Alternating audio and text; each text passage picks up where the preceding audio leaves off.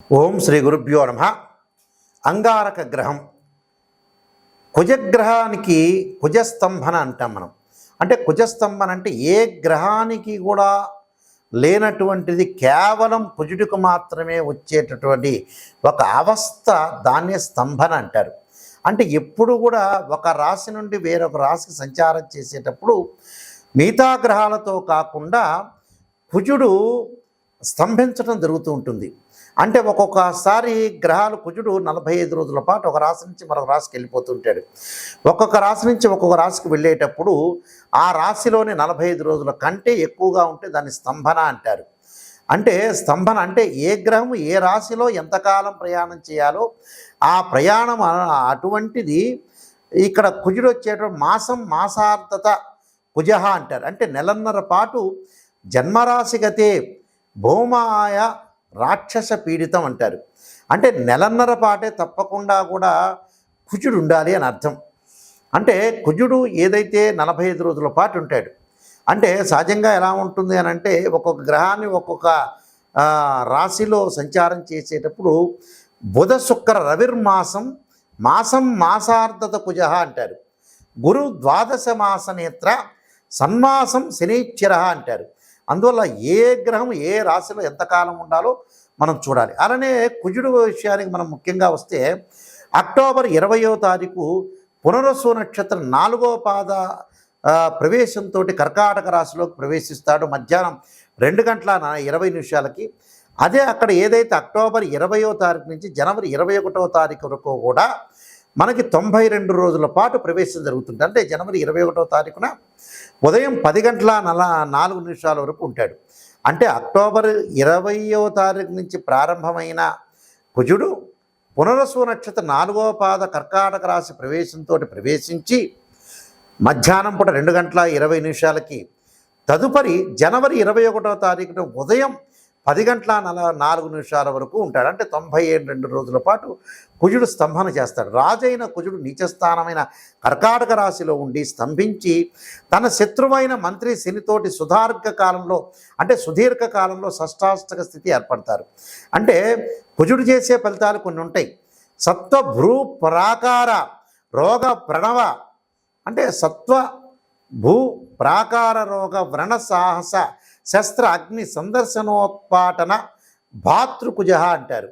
అంటే భూ సంబంధమైన వ్యవహారాలు కానీ, కోర్టు కానీ, రియల్ ఎస్టేట్ కానీ, అన్నదమ్ముల మధ్య సంబంధం కానీ, శారీరక సంబంధాలు కానీ, కెమికల్ కంపెనీలు కానీ, మిషనరీ కానీ, మార్కెటింగ్ కానీ, భూమి ఇండ్ల నిర్మాణం, న్యాయ వ్యవస్థ, రక్షక భటులు, న్యాయవాదులు, సైన్యము, మేనేజ్మెంటు, భూములు అమ్మడం, మేస్త్రీ పనులు, యంత్ర సంబంధమైన విషయాలు, మెకానికులు, రోగాలు, శస్త్రచికిత్సలు, అగ్ని భయాలు లాంటివి కూడా మొదలగునవన్నీ కూడా కొన్ని జరుగుతుంటాయి. కాబట్టి ఈ ద్వాదశ రాశుల వాళ్ళకి కుజస్తంభనం వల్ల ఏ విధంగా జరుగుతుందో ఒకసారి తెలుసుకుందాం. మీనరాశి వాళ్ళకి కుజస్తంభన జరిగి శని షష్టాష్టక స్థితిలో చూడటం వల్ల మరి కేవలం కుజుడు స్తంభించడం గోచారమే కాదు, శని యొక్క ప్రభావం కూడా పడుతుంది. కాబట్టి శని కుజుడు యొక్క షష్టాష్టక స్థితి వల్ల ఏ విధంగా ఉండబోతుంది? సాధారణంగా కుజుడు గోచారీత్యా మీనరాశి వాళ్ళకి 5వ స్థానంలో ఉన్నాడు. కాబట్టి ఏ విధంగా ఉండబడు? దేహజాడ్యం అన్నారు. దేహజాడ్యంచ సంతాప కాలత్రికమ భోజనం దురితం కర్మలాభచ్చ భౌమే పంచమ సంస్థితే అన్నారు. అంటే పంచమ సంస్థితే అన్నారు. అంటే దేహజాడ్యం అన్నారు. దేహజాడ్యంచ సంతాప అన్నారు. అంటే కుజుడు 5వ స్థానం అంటే రోగము, విచారము, అకాల భోజనం, పాపకర్మలు చేయుట మొదలగునవి చేస్తారు.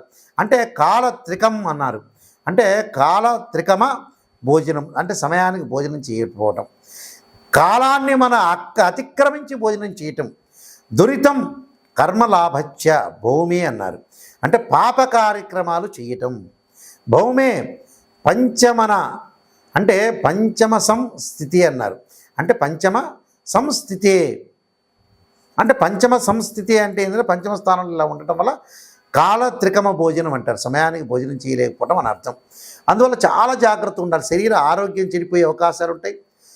సంతతి వల్ల కొన్ని ఇబ్బందులు కలుగుతూ ఉంటాయి.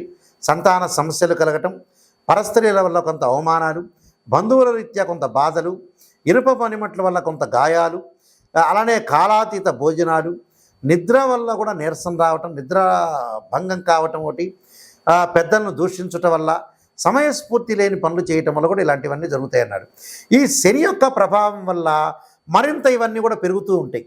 అంటే పనులలో ఆలస్యం జరుగుతుంది, సంతానం ద్వారా మరింత ఎక్కువగా శరీరం అనేది ఆరోగ్యం అనేది చెడిపోతుంటుంది, పరస్త్రీల వల్ల కొంత అవమానం జరుగుతుంది. కాబట్టి ఆందోళన చెందాల్సిన పని ఏం లేదు. మీరు నేను చెప్పిన రెమెడీస్ చేయండి, మీకు సక్సెస్ అవుతుంది. ఈ దోషాలన్నీ కూడా తొలగిపోతాయి. ఈ నాయకంటి గారు అన్ని నెగిటివ్ చెప్పారనుకోకుండా చాలా జాగ్రత్తగా ఆలోచన చేసి ముందుకు వెళ్ళండి, మీకు అన్నీ కూడా మంచి జరిగే అవకాశం ఖచ్చితంగా ఉంటుంది. ఈ కుజగ్రహ దోషం ఉంటే తప్పకుండా మన జాతకపరంగా కూడా జన్మలగ్నాన్ని అనుసరించి 2, 4, 7, 8, 12 స్థానాల్లో కుజుడు ఉంటే కుజదోషం అంటారు. ఈ గోచారాన్ని చెప్పేటప్పుడు ఫలితాల్లో 3, 6, 11 స్థానంలో గోచారీత్యా బాగుంటే మనకి సుఫలితాలు ఇస్తాడని శాస్త్రవచనం గోచారం చెప్తుంది. కుజుడు మనం బాగలేదు అని అంటే మనం ఏం చేయాలి? గోచారం అనే చంద్రరాశి నుంచి మన భర్త చార్ట్ చెప్పేటప్పుడు లగ్నం నుంచి చెప్తారు. మరి కుజుడు మనకు అనుకూలంగా లేకపోతే ఏం చేయాలి అని అంటే, భూమి సంబంధించిన వివాదాలు ఉన్న వాళ్ళు తప్పకుండా భూసూక్త పారాయణం చేయటం ఒకటి, వేదంలో చెప్పినట్టుగా భూసూక్త పారాయణం చేయాలి. భూ సంబంధ వ్యవహారాలు కానీ, కోర్టు సమస్యలు కానీ, అలానే కోర్టు సమస్యలు కానీ పరిష్కారం కాకపోతే కార్తవీర్యార్జునుడి యొక్క మంత్రం ఒకటి, అలానే కుజుడు సంబంధించిన నేను చెప్తాను ప్రత్యేకంగా అంగారక గాయత్రి మంత్రం, అంగారకాయుధే శక్తి హస్తా ఇది మే తన్నో భౌమ ప్రచోదయాత్ అనే మంత్రాన్ని, అలానే సుబ్రహ్మణ్య స్వామి యొక్క ఆరాధన, అంటే వివాహపరంగా దోషాలు ఉంటే కూడా సుబ్రహ్మణ్య స్వామి యొక్క ఆరాధన చేయాలి. తత్పురుషా విద్యే మహాసేనాయ ధీమే తన్నో షణ్ముఖ ప్రచోదయాత్ అనే మంత్రాన్ని. ఇవన్నీ కుదరదండి గురువుగారు ఒక మంచి శ్లోకం చెప్పండి అంటే మనకు సహజమైన శ్లోకం ఉంటుంది. ధరణీ గర్భ సంభూతం విద్యుత్కాంతి సమప్రభం కుమారశక్తి సంచ మంగళం ప్రణమామ్యం అనే మంత్రాన్ని కూడా చక్కగా చదువుకోవచ్చు. అలానే మంగళవారం పూట రాహుకాలంలో దీపం పెట్టడంతో పాటు సుబ్రహ్మణ్య స్వామి యొక్క ఆరాధన, మంగళవారం పూట 2 సర్పాలను దానం చేయాలి. సర్పాలను దానం చేయటమే కాకుండా నాగరాజును ఆరాధన చేయటం కూడా మంచిది. నాగరాజును ఎలా ఆరాధన చేస్తారంటే, నాగరాజాయుధే పృథ్వీధరాయుధీమే తన్నో సర్ప ప్రచోదయాత్ అనే మంత్రాన్ని చక్కగా చదువుకోవటం ఒకటి. ఇంకా వేదమంత్రం వచ్చిన వాళ్ళు నమో అస్తు సర్పేభ్య ఏకేచ పృథ్వీమనో ఏ అంతరిక్షే ద్వితీయేభ్య సర్పేభ్యో నమః అనే మంత్రాన్ని కూడా చక్కగా చదువుకోవచ్చు. నమో అస్తు సర్పేభ్య అంటే ఈ అంతరిక్ష ద్వితీయేభ్య అంటే అంతరిక్షంలో ఉండే సర్పాలకి, భూమి మీద ఉండే సర్పాలన్నిటికీ కూడా నేను పూజ చేస్తున్నానని మనకి వేదం చెప్తూ ఉంటుంది ఇక్కడ. అలానే వేద మంత్రం కూడా చదువుకోవచ్చు. అది రాని వాళ్ళు కూడా నేను చెప్పినట్టుగా నాగరాజాయుధే పృథ్వీధరాయుధీమే తన్నో సర్ప ప్రచోదయాత్ అనే మంత్రాన్ని కూడా చక్కగా చదువుకోవచ్చు. దాంతోపాటు మంగళవారం రోజున కందులు దానం చేయటం, అలానే ఎర్రని వస్త్రము, ఎర్రని పూలు ఈ దానం చేయటం చాలా మంచిది. మంగళవారం రోజున ఉపవాసం ఉండి సాయంకాలం పూట సుబ్రహ్మణ్య స్వామి యొక్క వ్రతం కానీ, అలానే స్కందుణ్ణి ఏదైతే సుబ్రహ్మణ్య స్వామి వ్రతంతో పాటు సుబ్రహ్మణ్య స్వామి యొక్క ఆరాధన కానీ, అంగారకుడి యొక్క ప్రదర్శనలు చేయటం కూడా చాలా మంచిది. అంటే నవగ్రహాల్లో అంగారకుడు ఉంటాడు కాబట్టి అంగారకుడి యొక్క త్రికోణాకార మండలి అడకధాన్య సూపర్ అంగారగ్రహ ఆవాహయామి స్థాపయామి పూజయామి అంటారు. అంటే అంగారకుడిని ఆరాధన చేయాలి. ఆయన రక్తవర్ణం రక్తగంధంలో ఉంటారు. అందువల్ల ఎరుపు మంగళవారం వీలైతే ఎరుపు దుస్తులు ధరించి చక్కగా ఎరుపు వస్త్రము, కందులు, ఎర్రని పూలు బ్రాహ్మణోత్తములకు దానం చేయటం చాలా మంచిది.